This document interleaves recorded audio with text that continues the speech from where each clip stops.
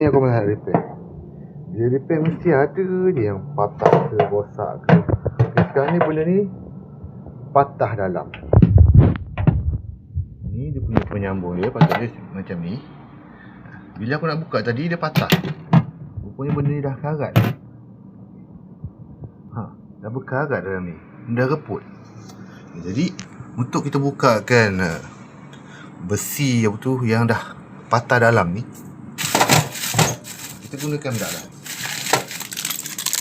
Okay, tool special untuk kita buka trik ataupun pipe yang patah dalam ni.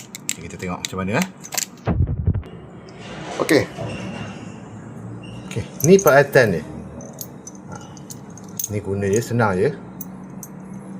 Kalau ada benda ni, okay, kita masukkan je. Kalau tak muat, kita kecilkan lagi. Kita buka je dia punya skru ni. Kita masukkan. Okay, bila dah masuk tu, baru kita ketatkan. Benda ni nanti dia akan merenggang lah. Dia akan ketatkan tu bahagian dalam tu. Ketatkan kita gunakan Allen key lah. Okay, kita ketatkan sehingga dia ketat bunyi kembang. Okay.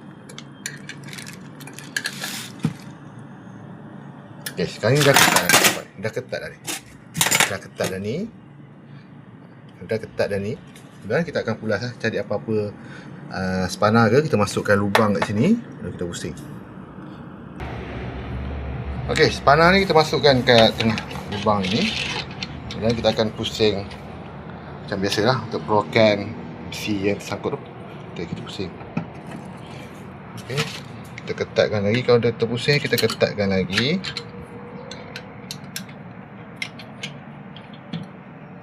Okay, ketatkan hingga betul-betul ketat lah.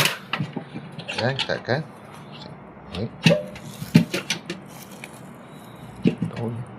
Tu nampak tak dia pusing tu.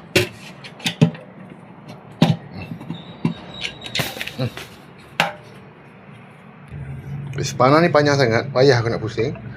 Aku gunakan Allen key yang panjang sikit. Kalau yang ni dia pendek sangat, payah kita nak pusing.